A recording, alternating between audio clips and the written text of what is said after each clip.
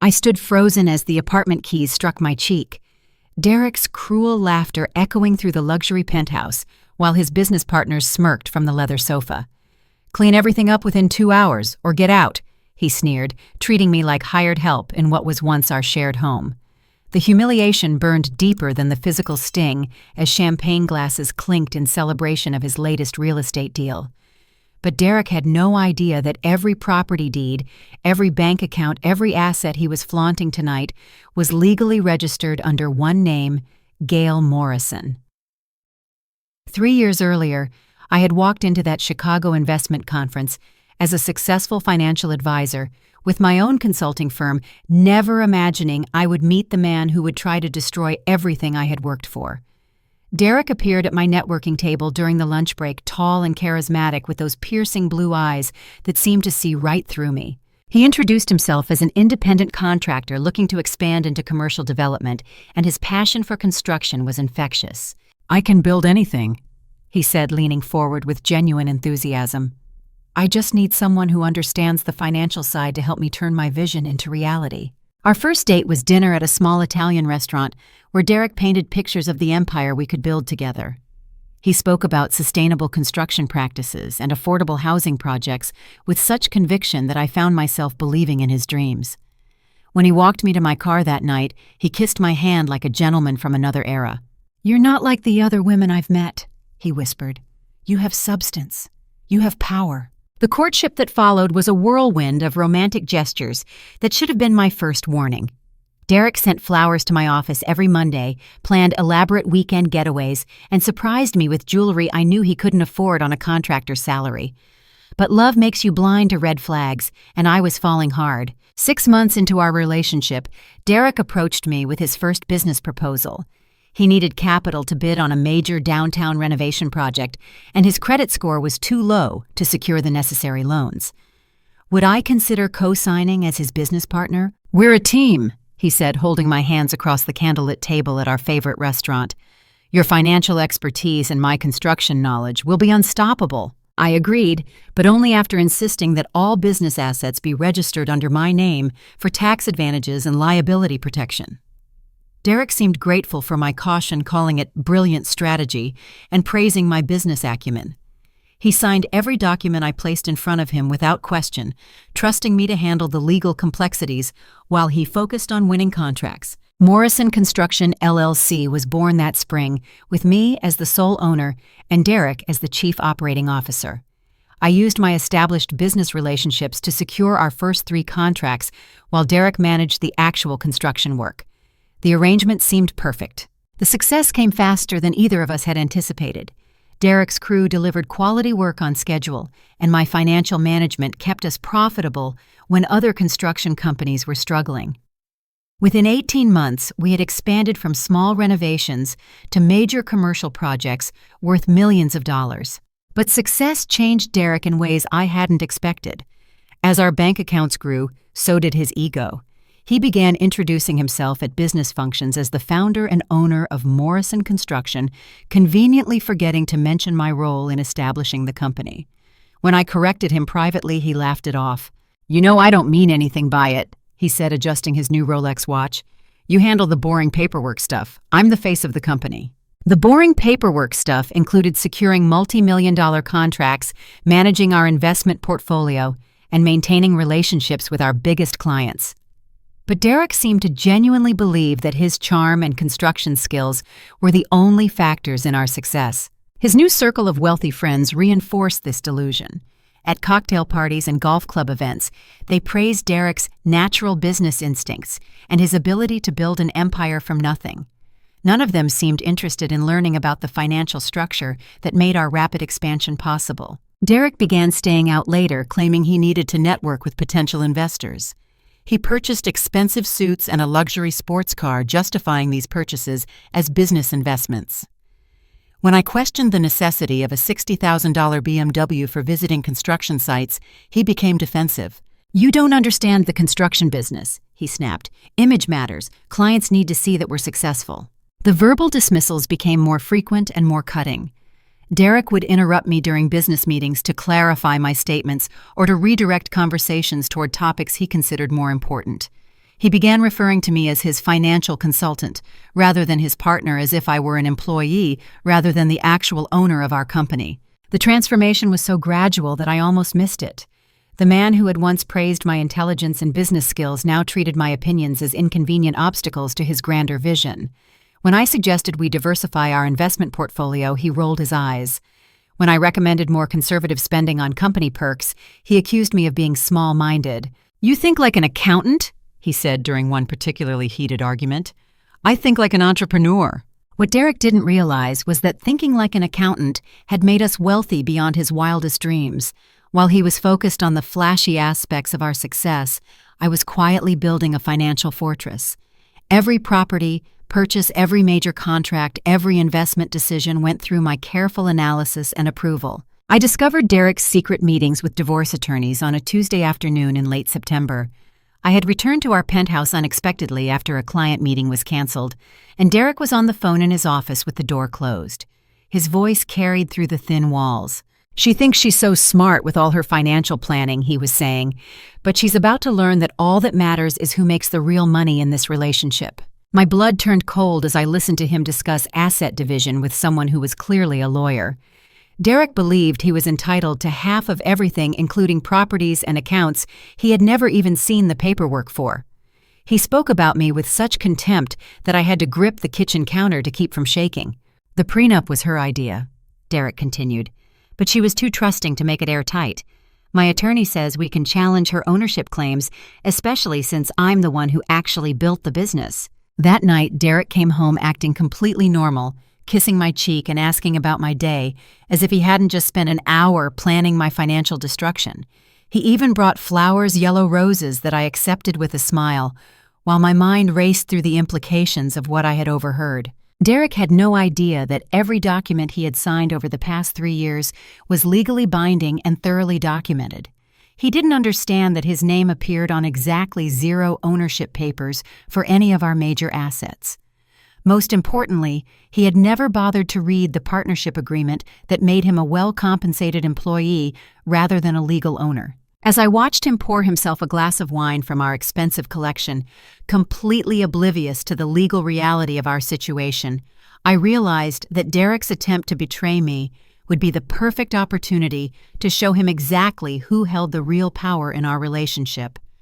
The next few weeks became an exercise in careful observation as I began gathering evidence of Derek's planned abandonment while maintaining my facade of the devoted, unsuspecting partner. Every conversation became a potential source of intelligence, every interaction a chance to document his true character. I started carrying a small digital recorder in my purse, a device Derek never noticed, despite his growing paranoia about other aspects of our relationship. He had become careless with his phone calls, assuming I was too absorbed in my boring financial work to pay attention to his conversations. It was during one of these recorded conversations that I learned about Madison Hartwell, the real estate socialite who had become much more than Derek's professional contact. Madison specialized in luxury properties for Chicago's elite, and she had been feeding Derek information about exclusive listings while simultaneously planning their future together. "Once you're free of the financial deadweight," I heard her purr through Derek's speakerphone one Thursday evening, "we can focus on building something really spectacular. My clients are looking for a construction company with vision, not one bogged down by conservative accounting." Derek's laughter was harsh and unfamiliar. "Don't worry about Gail. She's so focused on her spreadsheets that she has no idea what's coming. By the time I'm done, she'll be lucky to keep her little consulting business." Madison's response chilled me to the bone. "Good. Women like her hold back men like you. She's probably never taken a real risk in her life." The irony was staggering. Every major risk that had led to our success had been my calculated decision. Derek's idea of risk-taking was choosing expensive restaurants and buying luxury items we could afford thanks to my careful financial planning. I learned that their affair had been going on for 8 months, beginning shortly after Madison had helped Derek purchase what he called his vacation condo in Lake Geneva. The property was, of course, legally owned by Morrison Construction, LLC, but Derek seemed to believe that his role as the company's face made him its true owner. Their relationship had progressed far beyond professional collaboration. Madison had been Derek's guest at several industry events where I was conveniently too busy with paperwork to attend. She had accompanied him to the Lake Geneva property multiple times, helping him select furniture and decorations for what they both referred to as their future retreat. The depth of Derek's deception became clear when I discovered his hidden credit card statements in a folder marked Business Development. He had been financing lavish gifts for Madison and expensive dinners at restaurants I had never heard of. The bills totaled nearly $40,000 over 6 months, all charged to accounts that I ultimately paid off through our business expenses. But Derek's financial recklessness extended beyond his affair. The credit card statements revealed a gambling addiction that he had successfully hidden for over a year. Regular charges at Chicago's upscale poker clubs and online gaming sites painted a picture of a man spiraling out of control while maintaining a facade of business success. The amounts were staggering. Derek had lost nearly $150,000 in the past year, alone losses he had covered by taking unauthorized advances against future construction contracts. He had been essentially stealing from our own company to fund his gambling habit, then using his winnings to finance his affair with Madison. Derek's mother, Patricia, had been actively encouraging his betrayal from the beginning. During a recorded phone conversation, I listened to her advise Derek on the best strategies for getting rid of that controlling woman who thinks she owns you. "She's not from our kind of family," Patricia said with obvious distaste. "You need someone who understands that men should lead and women should follow. This Gail person has gotten too big for her britches." Patricia had never liked me despite the fact that my financial success had allowed Derek to support her comfortable lifestyle. The monthly checks Derek sent to his mother came directly from business accounts that I managed, but Patricia apparently believed her son was the source of her financial security. "Once you marry Madison," Patricia continued, "you'll have a wife who knows her place, and you'll have access to her family's real estate connections. That's worth more than all of Gail's boring business sense." Derek's response revealed the depth of his delusion about our financial arrangement. "Don't worry, Mom. Once the divorce is final, I'll have my half of everything we've built. Gail can keep her little accounting firm, and I'll finally be free to run my construction business the way it should be run." The legal reality was entirely different. Derek would be entitled to exactly nothing from our business assets since he had never legally owned any portion of Morrison Construction, LLC. His name appeared on our checking accounts as an authorized signer, not as an owner. The property's investments and business contracts were all held in my name or in the name of my wholly owned company. Derek's plan to liquidate our assets immediately after divorce proceedings began showed a complete misunderstanding of his legal position. He had been discussing with Madison the possibility of selling our Lake Geneva property and using the proceeds to start fresh in Colorado, where Madison had family connections in the real estate industry. "We could buy land outside Denver," Derek had told her during one recorded conversation. "Build custom homes for wealthy clients who appreciate quality work. No more dealing with Gail's conservative approach to everything." The property Derek wanted to sell was valued at over $800,000, an asset he had no legal right to touch. His confidence in his ability to access these funds revealed either stunning ignorance of business law or a willingness to commit fraud on a massive scale. I suspected the latter when I discovered Derek's meetings with a second attorney, one who specialized in challenging business ownership structures. Through careful investigation, I learned that Derek was attempting to argue that his labor and expertise entitled him to ownership stakes in properties purchased with company funds. The legal theory was dubious at best, but Derek seemed convinced that his charm and the testimony of his business associates would be enough to convince a judge that he deserved half of our assets. He had been building a case based on the assumption that his public role as the company's spokesperson gave him legitimate ownership claims. Derek's attorney had apparently warned him that success would depend on portraying me as an investor rather than a true business partner, someone who had provided capital but not real value to the company's success. Derek had embraced this strategy enthusiastically, practicing speeches about his role as the real entrepreneur in our partnership. The final piece of Derek's betrayal plan involved serving me with divorce papers during a celebration party he was planning for our third business anniversary. He intended to humiliate me in front of our professional associates, believing that public shame would make me more willing to accept an unfavorable settlement. "She'll be so shocked and embarrassed that she won't think clearly," Derek had told his attorney during a conversation I overheard through the thin walls of our home office. "Gail hates being the center of attention. If I serve her during the party, she'll want to settle quickly just to make the whole thing go away." Derek's plan revealed his fundamental misunderstanding of my character. While I preferred to work behind the scenes, I was perfectly capable of handling conflict when necessary. More importantly, I had been preparing for this confrontation much longer than he realized. As Derek's celebration party approached, I felt a strange sense of calm settling over me. Derek had handed me every piece of evidence I would need to protect myself legally and financially. His own arrogance would be the weapon that destroyed his plans and revealed the truth about our relationship to everyone who mattered. The man who had once claimed to love my strength and intelligence was about to learn exactly how formidable I could be when properly motivated. The evening of Derek's celebration party arrived with unseasonably warm October weather, perfect for the outdoor gathering he had planned on our penthouse terrace. Derek had spared no expense in creating what he called a night to remember, hiring caterers, a bartender, and even a jazz quartet to provide background music for his victory celebration. I watched Derek prepare for the party with the nervous energy of someone about to commit a crime.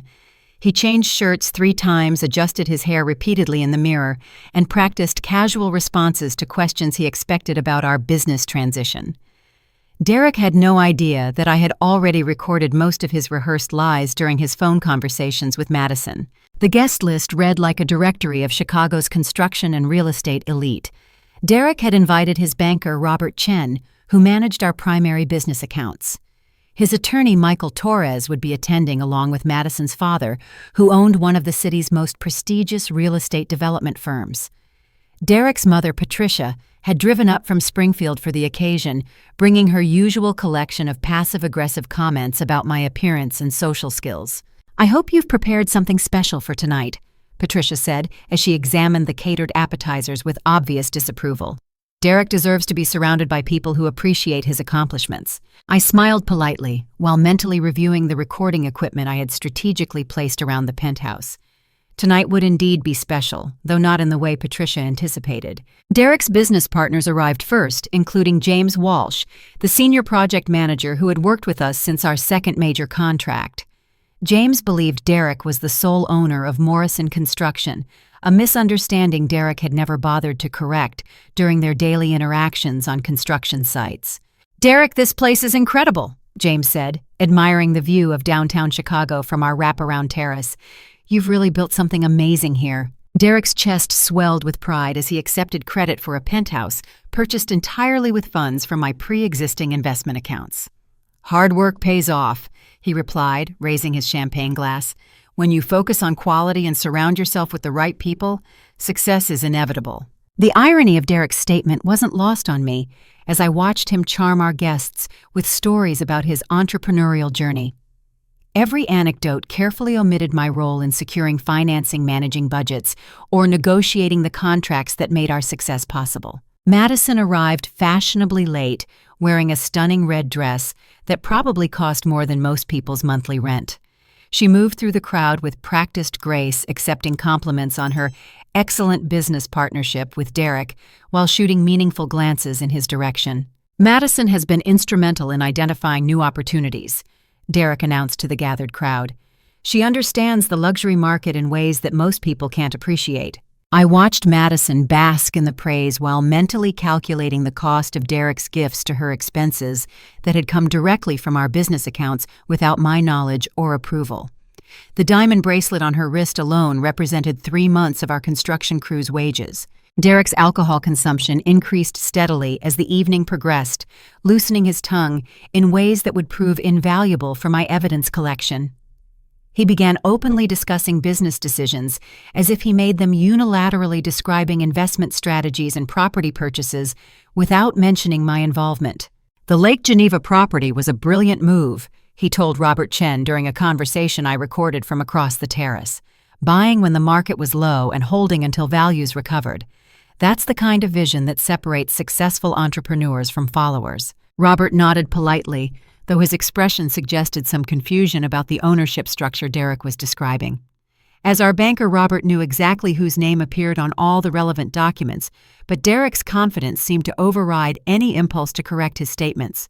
The public humiliation began subtly, with Derek making jokes about my obsession with paperwork and my conservative approach to spending.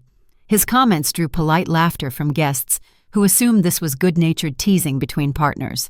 "Gail keeps me grounded," Derek said with mock affection. "While I'm thinking about expansion and growth, she's worried about whether we can afford new office supplies." The comments grew sharper as Derek's intoxication increased. He began referring to me as the bookkeeper when introducing me to guests, downplaying my role to such an extent that several people asked if I was a recent hire rather than a founding partner. "Oh, Gail's been handling our financial administration since the beginning," Derek said dismissively. "She's very good with numbers and organizing files. Really takes the boring stuff off my plate so I can focus on the big picture." Derek's mother joined the narrative, enthusiastically regaling nearby guests with stories about her son's natural business instincts and his ability to build something from nothing. According to Patricia, Derek's success was inevitable because of his strong work ethic and leadership abilities. "He was always destined for greatness," Patricia declared. "Even as a child, Derek could convince anyone to believe in his vision. That's a gift you can't teach." Madison played her role perfectly, asking Derek technical questions about construction processes while hanging on his every word. Their chemistry was obvious to anyone paying attention, though Derek seemed to believe his affair was a well-kept secret. "Derek has such innovative approaches to sustainable building," Madison gushed to a group that included James Walsh and 2 potential investors. "His vision for environmentally responsible construction could revolutionize the entire industry." The vision Madison was praising had actually come from research I had conducted into green building practices, but Derek accepted the credit without hesitation. He launched into a detailed explanation of solar integration and energy-efficient materials concepts he had learned from reports I had written after attending environmental construction seminars. As the evening reached its crescendo, Derek gathered the crowd for what he called an important announcement about the future of Morrison Construction. He had clearly been building toward this moment all night, and his excitement was palpable as he prepared to reveal his plans. "Many of you know that business partnerships sometimes evolve," Derek began, his voice slightly slurred from champagne. "Tonight, I want to share some exciting developments that will allow Morrison Construction to reach its full potential." I felt my pulse quicken as Derek approached the moment his attorney had advised him to seize. This was the dramatic revelation that was supposed to shock me into submission, the public humiliation designed to make me desperate for a quick settlement. Derek's attorney, Michael Torres, stepped forward with a leather portfolio that I recognized as containing the divorce papers Derek had been planning to serve. The timing was perfect from Derek's perspective. Dozens of witnesses, professional associates who would spread word of the dramatic confrontation throughout Chicago's construction industry. But Derek had made one critical error in his planning. In his eagerness to humiliate me publicly, he had failed to verify the legal foundation of his ownership claims. The divorce papers in Michael's portfolio listed Derek as the sole owner of properties, accounts, and business assets that had never belonged to him. As Derek reached for the portfolio with a triumphant smile, I realized that his own attorney was about to hand me the evidence I needed to prove that Derek had committed fraud on a massive scale. Every false ownership claim would be documented in writing, witnessed by the most credible professionals in our industry. Derek had no idea that his perfect storm was about to become his complete destruction. I excused myself to clean up the kitchen, while Derek basked in the attention of his captivated audience, using the opportunity to slip into his home office, where he kept his most important business documents. Derek had never bothered to secure his filing cabinets, confident that I was too intimidated to challenge his authority or investigate his private affairs. The office revealed the full scope of Derek's deception in ways that even I hadn't anticipated. Hidden behind legitimate business files, I discovered a secondary set of documents that Derek had apparently prepared to support his ownership claims. These papers included falsified partnership agreements with Derek's signature forged over mine, backdated property deeds, listing him as purchaser, and investment records that completely erased my financial contributions. I photographed every fraudulent document with my phone, ensuring that the timestamps and metadata would provide irrefutable evidence of Derek's premeditation. The forgery work was surprisingly sophisticated, suggesting that Derek had invested significant money in creating believable counterfeits of our legitimate business records. More disturbing were the handwritten notes in Derek's own writing that outlined his strategy for claiming assets he knew belonged to me. One notebook contained detailed plans for arguing that my financial contributions were loans rather than investments, allowing Derek to claim sole ownership of properties purchased with my money. G's money was advance payment for future construction services, read one particularly damning note. Company assets represent value I created through labor and expertise. Financial input alone doesn't establish ownership rights. The notebook revealed Derek's awareness that his claims were legally questionable, but also his confidence that his charm and public persona would override documentary evidence in court proceedings. He had been preparing character witnesses and developing narratives designed to portray me as a silent investor rather than an active business partner. While photographing Derek's fraudulent papers, I placed a call to my attorney, Sarah Mitchell, who had been on standby for this exact scenario. Sarah had helped me structure our business ownership to protect against exactly this type of internal threat, and she was eager to see Derek's plans unfold. "Document everything," Sarah advised quietly. "Let him make his presentation to the witnesses, then we'll have ironclad proof of fraudulent misrepresentation." My second call was to my financial advisor, Thomas Park, who managed our investment portfolio and held copies of all legitimate ownership documents. Thomas confirmed that he could freeze Derek's access to business accounts within minutes of receiving my authorization protecting our assets, while legal proceedings moved forward. "I've been wondering about some of Derek's recent withdrawal requests," Thomas admitted. "He's been trying to access funds that require your signature, but I've been stalling because something felt wrong about his explanations." Through the office window, I could see Derek holding court on the terrace, his animated gestures suggesting he was building toward his dramatic revelation. His audience appeared engaged and supportive, exactly the response Derek had hoped to generate for his carefully orchestrated performance. Derek's increasing intoxication was evident in his louder voice and more expansive claims about his business achievements. I watched him describe construction projects and investment strategies as if he had conceived them independently, completely erasing my contributions from the narrative of our success. "Vision is everything in this business," Derek declared to James Walsh and two potential investors.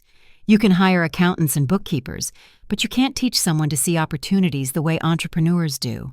The condescension in Derek's voice was unmistakable as he continued his critique of my supposedly limited perspective. According to Derek, my role had always been purely administrative, handling routine tasks that any competent office manager could manage. Madison reinforced Derek's narrative by asking leading questions about his decision-making process and his long-term planning strategies. Their rehearsed dialogue was designed to establish Derek's credentials as a visionary leader while positioning me as a helpful but ultimately replaceable support staff member. "It takes real courage to make the kind of bold moves Derek has made," Madison said admiringly. "Most people are too afraid of risk to build something truly spectacular." Derek's response revealed the depth of his self-deception about our partnership. "That's exactly right.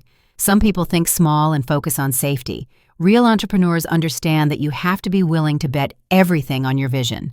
The irony was staggering, considering that Derek had never personally risked a single dollar of his own money in any of our business ventures. Every bold move he was claiming credit for had been financed through my existing assets and carefully calculated to minimize potential losses. Derek's mother added her voice to the chorus of praise, describing her son's natural leadership abilities and his talent for inspiring others to believe in his projects. Patricia's comments were particularly valuable for my evidence collection since they established Derek's family's understanding of his claimed ownership role. "Derek has always been able to see possibilities that other people miss," Patricia declared. "Even as a child, he could look at something broken and envision how to make it better than it was before." The metaphor was more accurate than Patricia realized, though not in the way she intended. Derek had indeed taken something valuable and tried to break it for his own benefit. But his efforts would ultimately reveal his own character flaws rather than destroy my carefully built financial security. As Derek's celebration reached its emotional peak, I received confirmation from Sarah that Derek's fraudulent documents had been analyzed and cataloged. Every false ownership claim was documented with photographic evidence that would be admissible in court proceedings. More importantly, Derek's public statements throughout the evening had been recorded by multiple witnesses who were now inadvertently providing testimony about his misrepresentation of our business structure. His own celebration party was becoming an elaborate confession of fraud. Thomas confirmed that our investment accounts were secure and that Derek's recent attempts to access restricted funds would provide additional evidence of his intent to steal assets he knew he didn't legally own. The paper trail of Derek's unauthorized withdrawal attempts would demonstrate a pattern of deception extending back several months. I returned to the party with quiet confidence, carrying Derek's own fraudulent documents in a folder that would soon transform his celebration into his legal downfall. Derek was so absorbed in his performance that he didn't notice my return or the determined expression that had replaced my earlier uncertainty. Derek's attorney, Michael Torres, was preparing to make his dramatic presentation, completely unaware that every word he spoke would provide additional evidence for the criminal charges Derek would soon be facing. The perfect storm Derek had created was about to consume him entirely. As I rejoined the gathered crowd, Derek raised his champagne glass for what he believed would be his moment of triumph. Instead, he was about to discover the difference between claiming power and actually possessing it. I returned to the terrace carrying Derek's own fraudulent documents in a manila folder, my presence barely registering with the crowd that had gathered around Derek's impromptu podium near the jazz quartet's setup. Derek was in full performance mode, his face flushed with alcohol and excitement, as he prepared to deliver what he believed would be the defining moment of his business career. "Before we conclude this wonderful evening," Derek announced with theatrical flair, "I want to share some important developments that will shape the future of Morrison Construction." Michael Torres stepped forward with the leather portfolio containing Derek's divorce papers, his professional demeanor suggesting he had no idea about the fraudulent ownership claims his client was about to make public. As our attorney, Michael had access to legitimate business records, but Derek had apparently convinced him that newer documentation superseded our original agreements. "Some of you may not realize that this company has been operating under a temporary partnership structure," Derek continued, his voice carrying across the terrace with practiced confidence. "Tonight, I'm formalizing my position as the sole owner and CEO of Morrison Construction, LLC." The statement sent a ripple of confusion through our guests, particularly Robert Chen, whose banking records clearly contradicted Derek's claims. I watched Robert's expression shift from polite attention to professional concern as Derek described ownership transfers that had never occurred. James Walsh looked equally puzzled, since his daily interactions with our accounting department had always gone through me rather than Derek. But Derek's confidence was so overwhelming that most guests seemed willing to accept his version of events rather than question their host during his own celebration. "Gail has been an invaluable administrative assistant," Derek said with patronizing warmth. "But it's time for Morrison Construction to move forward under unified leadership." The phrase administrative assistant hit me like a physical blow, reducing 3 years of financial expertise and strategic planning to the level of secretarial work. Derek's smile was triumphant as he watched for my reaction, clearly expecting shock and humiliation. Instead, I stepped forward with my manila folder and addressed the crowd directly.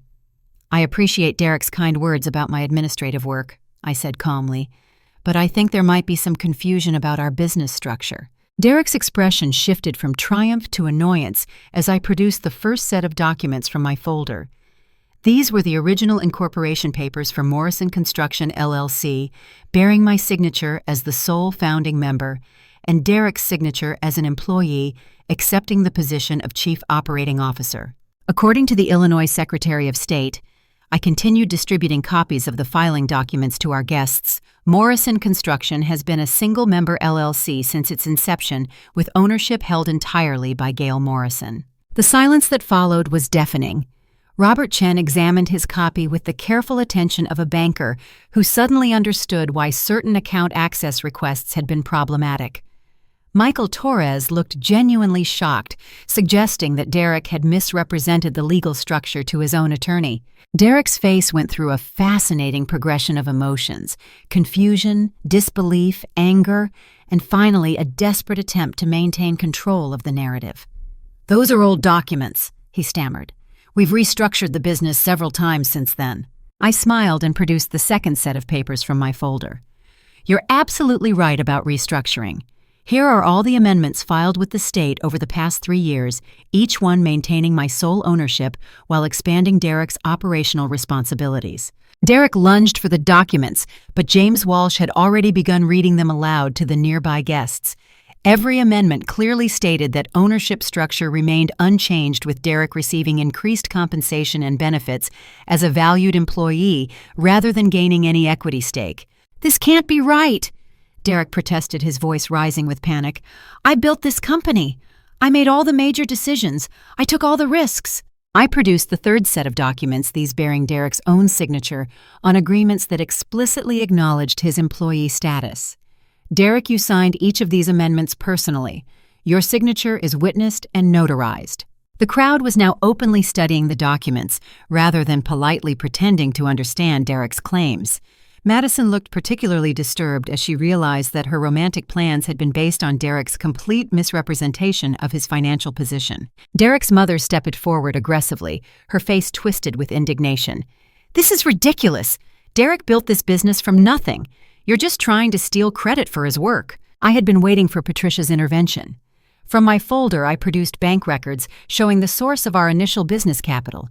My personal investment accounts accumulated over years of successful financial consulting work that predated my relationship with Derek. "Patricia, every dollar of startup capital came from my existing assets," I explained patiently. "Derek contributed his construction expertise, which has been extremely valuable, but the financial foundation was established before we met." Robert Chen nodded slowly as he reviewed the banking records. "These numbers match our account histories exactly," he confirmed to the crowd. Initial deposits were transfers from Gail's personal accounts. Derek's desperation was now visible to everyone present. He began making increasingly wild claims about his contributions and his right to ownership based on his labor and vision. But with each statement, he was contradicting the written evidence that our guests were now examining carefully. "I don't care what these papers say," Derek shouted. "I made this company successful. Without me, Gail would still be running a tiny consulting business." The comment provided the perfect opening for my final revelation. From my folder, I produced Derek's own notebook containing his plans for fraudulent ownership, claims including his handwritten admission that my financial contributions were the foundation of our success. "Derek, would you like to explain these notes in your own handwriting?" I asked, holding up pages that clearly showed his awareness of the true ownership structure and his deliberate plan to misrepresent our business relationship. Michael Torres had gone pale as he realized the implications of Derek's fraud for his own professional reputation. An attorney who had filed documents based on fraudulent ownership claims could face serious disciplinary action from the state bar. "Derek," Michael said quietly, "we need to discuss this privately." But Derek was beyond rational discussion. His alcohol consumption and emotional desperation had combined to create a volatile situation that was about to escalate beyond mere financial fraud. As he saw his carefully constructed narrative collapsing in front of his professional associates, Derek's anger found a familiar target. "You think you're so smart," Derek snarled, stepping toward me with clenched fists. "You think your little pieces of paper make you better than me." The crowd instinctively stepped back as Derek's rage erupted into physical intimidation. But Derek had made a crucial error in allowing his anger to override his judgment in front of multiple witnesses, who were now recording his threatening behavior with their phones. "Derek, please calm down," I said evenly, knowing that every word was being captured for potential legal proceedings. Derek's response was to grab my arm roughly, his grip tight enough to leave bruises while he hissed threats that were clearly audible to everyone present. "You're going to sign those papers tonight, or you're going to regret it." James Walsh and Robert Chen immediately intervened, pulling Derek away from me, while several guests contacted building security. Derek's physical assault had just transformed a business dispute into criminal behavior witnessed and recorded by the very people he had hoped to impress. As Derek was restrained by his former allies, I realized that his own arrogance had provided me with every piece of evidence I would need to destroy his reputation and protect my business interests permanently. Building security arrived within minutes of the emergency calls, their professional demeanor creating a stark contrast to the chaos Derek had created on what was supposed to be his night of triumph. Derek continued shouting threats and accusations, even as he was escorted toward the elevator, his behavior confirming every suspicion our guests had developed about his character and judgment. "This isn't over," Derek yelled as the security guards maintained firm control of his arms. "You think you can steal my life's work with your paperwork games, but everyone knows who really built this company." The irony of Derek's final statement wasn't lost on anyone present. His own paperwork games lay scattered across the terrace tables, fraudulent documents that revealed the extent of his deception and his willingness to commit crimes to support his delusions of ownership. Madison had disappeared during the confrontation, apparently unwilling to associate herself with Derek's increasingly desperate behavior. Her absence spoke volumes about the depth of her commitment to their relationship and her understanding of the financial reality Derek had misrepresented. Patricia attempted to follow Derek, but paused long enough to deliver a parting threat of her own. "You haven't heard the last of this young lady. My son has rights and we'll make sure he gets what he deserves." I smiled politely, while making a mental note to have Sarah review the legal implications of Patricia's attempted intimidation. Derek's mother had just made herself a potential accessory to his fraud by threatening retaliation against the legitimate owner of the assets Derek had tried to steal. After Derek's removal, our remaining guests gradually processed the evening's revelations with a mixture of shock and professional concern. Several people apologized for their unknowing participation in Derek's deception, while others asked thoughtful questions about the business structure they had misunderstood. Robert Chen was particularly apologetic, explaining that Derek's confident presentations had led him to assume there were ownership documents he hadn't seen. "I should have asked more questions when Derek tried to access restricted accounts," Robert admitted. "Your business structure was actually quite sophisticated, but Derek's explanations made it sound like temporary arrangements." James Walsh expressed genuine remorse about his role in perpetuating Derek's false narrative. As the project manager who worked most closely with Derek, James had unconsciously reinforced the impression that Derek was the company's owner through his daily deference to Derek's construction decisions. "I feel like an idiot," James confessed. "Derek always talked about his company and his projects, and I never thought to question the business structure. I should have realized that construction expertise doesn't automatically equal ownership." Thomas Park arrived as our guests were departing, having received my emergency authorization to implement immediate asset protection measures. Within hours of Derek's attempted fraud, every business account had been secured with new access requirements that excluded Derek entirely. "The attempted withdrawals Derek made last month were actually illegal," Thomas explained, as we reviewed the financial implications of the evening's events. He was essentially trying to steal funds from accounts he knew he couldn't legally access. More importantly, Derek's public claims of ownership constituted criminal fraud that would be prosecuted regardless of any civil proceedings. The recorded statements and documented evidence meant that Derek would face legal consequences even if he abandoned his attempts to claim assets through divorce proceedings. Sarah arrived with additional documentation that revealed the full scope of Derek's planned deception. Beyond the fraudulent ownership papers I had discovered, Derek had apparently been working with a second attorney to file false business registrations that would support his theft of our company assets. He was trying to create a parallel business structure, Sarah explained, spreading Derek's counterfeit documents across our dining room table. The plan was to transfer contracts and accounts to entities he controlled, leaving you with empty shell companies. The sophistication of Derek's fraud was actually impressive in its scope and attention to detail. He had invested months of planning and significant money in creating believable documentation to support his theft. Unfortunately for Derek, his legal knowledge was insufficient to create documents that would withstand professional scrutiny. Derek's gambling debts had apparently provided additional motivation for his increasingly desperate schemes. Phone records revealed that Derek owed nearly $200,000 to various creditors' debts he had planned to pay using money stolen from our business accounts.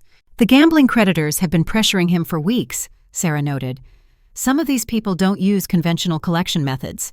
Derek was probably facing physical threats if he didn't pay quickly." Derek's affair with Madison had been partly motivated by his belief that her family's real estate connections would provide him with income opportunities after he abandoned our business.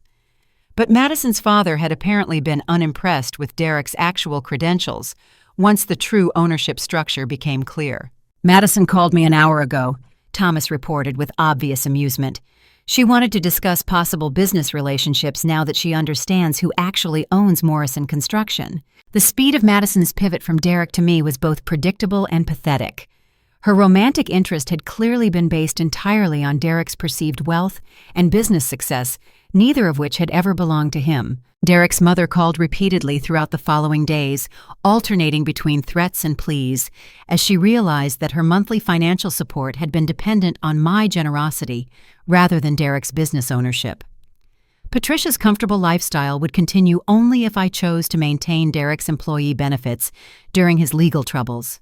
"I don't understand how this happened," Patricia sobbed during one particularly dramatic phone call. "Derek was always so smart about business. He said he owned everything." The legal proceedings moved forward with remarkable speed, aided by the overwhelming evidence Derek had provided through his own fraudulent activities. His attorney, Michael Torres, withdrew from representation once the extent of Derek's deception became clear, leaving Derek to find new legal counsel familiar with criminal defense rather than civil litigation. Derek's construction crew expressed loyalty to Morrison Construction rather than to Derek, personally recognizing that their paychecks and job security came from the company's financial stability rather than from Derek's personality. James Walsh accepted promotion to general manager, bringing competent leadership to our construction operations without Derek's destructive influence. The business relationships Derek had cultivated remained intact once our clients understood the true ownership structure. Several people admitted they had been more impressed with Morrison Construction's financial stability than with Derek's personal charm, making the transition smoother than I had anticipated. Within 6 months, Derek had accepted a plea agreement that acknowledged his fraud and relinquished any claims to assets he had never legally owned. His gambling creditors received partial payment through the sale of personal items Derek had purchased with stolen company funds, while his legal fees consumed what remained of his savings. Derek's current employment consisted of basic construction work for one of our former competitors, a company that had hired him only after he provided character references and agreed to financial monitoring. His new boss had been remarkably understanding about Derek's criminal history, though Derek's salary was less than half of what he had earned as Morrison Construction's COO. 6 months after Derek's dramatic downfall, I stood in my newly redesigned office overlooking Lake Michigan, watching construction crews work on the sustainable housing project that had become Morrison Construction's most prestigious contract. The irony wasn't lost on me that Derek's former crew was now implementing environmental building practices under James Walsh's capable leadership, creating the kind of innovative architecture Derek had always claimed to envision, but never actually understood. The business had not just survived Derek's betrayal, it had flourished beyond my most optimistic projections. Without Derek's expensive tastes and risky decision-making, our profit margins had improved dramatically, while our reputation for reliable, high-quality work had attracted clients who valued substance over flashy presentations. Derek's current situation provided a sobering lesson in the consequences of fraudulent behavior and financial recklessness. The plea agreement he had signed included restitution payments that would continue for years, ensuring that his basic construction job would barely cover his living expenses after court-ordered payments and legal fees. His gambling addiction had required professional treatment as part of his plea agreement, and the monitoring requirements meant that Derek's financial activities would be supervised for the foreseeable future. The man who had once dreamed of controlling millions of dollars in assets now had his spending monitored like a teenager with a strict allowance. Patricia had eventually accepted the reality of her changed circumstances with surprising grace. After her initial anger and threats, Derek's mother had come to understand that her comfortable lifestyle had always been dependent on my business success rather than her son's ownership claims. I had chosen to continue her monthly support at a reduced level, partly from compassion, and partly because Patricia's gratitude served as a useful reminder of Derek's true character. "I owe you an apology," Patricia had said during an awkward phone conversation 3 months after Derek's arrest. "I believed his stories because I wanted them to be true. I should have known that Derek wasn't capable of building something like Morrison Construction on his own. Patricia's acknowledgement of Derek's limitations provided a strange form of closure, confirming what I had suspected about his character long before our relationship deteriorated into fraud and betrayal. Madison's attempted reconciliation had been less successful, primarily because her motivations remained transparently self-interested. Her family's real estate development firm had indeed reached out about potential partnerships, but Madison's role in Derek's deception made any professional relationship impossible. I hope you understand that I was misled about the business structure, Madison had explained during an uncomfortable lunch meeting. Derek presented himself as the owner, and I had no reason to doubt his claims. Madison's explanation ignored the obvious signs of Derek's financial dependence and her active participation in planning their future using assets she should have known belonged to me. Her willingness to help Derek spend money he didn't own revealed character flaws that extended beyond mere gullibility. The legal resolution had been more straightforward than I had expected, partly because Derek's own documentation provided irrefutable evidence of his fraudulent intent. His handwritten notes about stealing assets and his recorded statements about deceiving me left no room for alternative interpretations of his behavior. Derek's second attorney, the one who had helped him create fraudulent business registrations, faced disciplinary action from the state bar for participating in criminal activities. The attorney's willingness to help Derek create false documentation had apparently been motivated more by greed than by genuine belief in Derek's claims.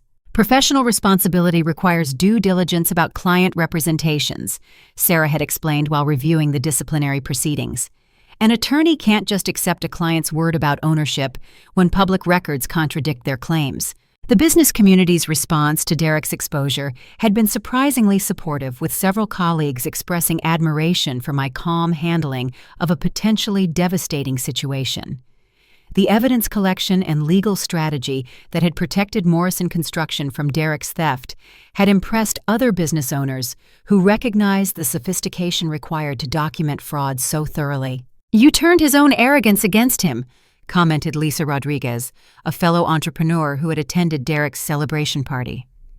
"Most people would have panicked or gotten emotional, but you stayed focused on protecting your business interests." The experience had taught me valuable lessons about the importance of maintaining clear documentation and legal boundaries in personal relationships that involve business partnerships. Derek's betrayal had been possible only because I had trusted his character rather than relying entirely on legal protections. My expanded consulting practice now included helping other women establish business structures that protect their assets from exactly the kind of threats Derek had represented. The demand for these services had been surprising, suggesting that Derek's type of financial manipulation was more common than I had realized. The number of women who've been deceived by partners claiming business ownership is shocking.